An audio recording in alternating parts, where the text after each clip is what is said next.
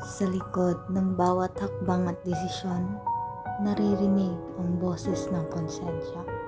Konsensyang nagbubukas ng ating pandama sa tama't mali, sa tamang landas na daraan.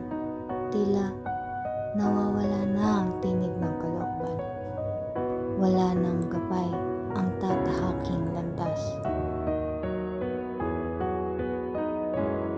Ang tinig ng kalooban, isang gabay sa tamang landas.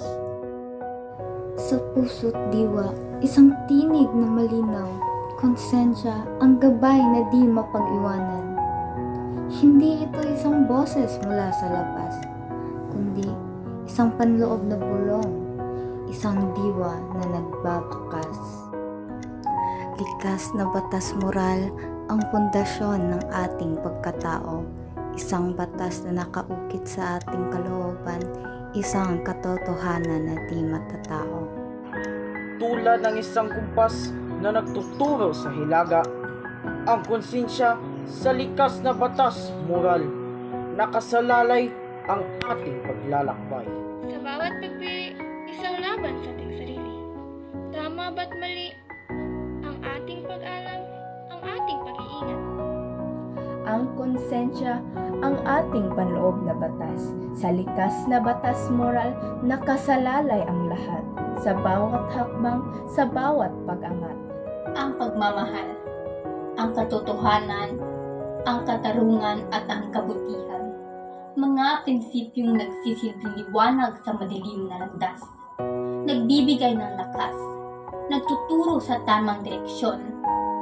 Sa gitna ng kapuluhan, nagbibigay ng kapayapaan at proteksyon. Natin itong paliwalain sapagkat ito ang ating tunay na gabay tungo sa pagiging mabuti sa bawat araw, sa bawat pagsulong, sa bawat pagkilos, sa bawat pag-iwas sa kasalanan, sa bawat pag-aalok.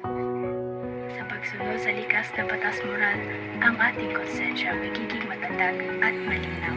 Sa tamang pagpapasya at pagkilos, Makakamit natin ang tunay na kapayapaan at kaligayahan, ang pagiging mabuti, ang pagiging tunay na tao at ang pagiging malaya.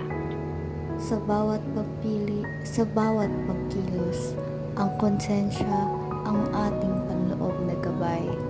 Sa likas na batas moral, ang ating pundasyon tungo sa tamang landas sa bawat araw, sa bawat panahon.